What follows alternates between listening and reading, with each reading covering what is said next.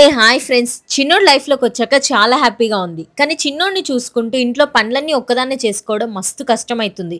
దానికి తోడు స్వెట్టింగ్ వచ్చి బాడీ అంతా బ్యాడ్ స్మెల్ వస్తుంటే అట్లనే చిన్నోడి దగ్గరకు పోయి ఎంత ఆడిస్తున్నా కూడా చికాకు మాత్రం మామూలుగా ఉండదు.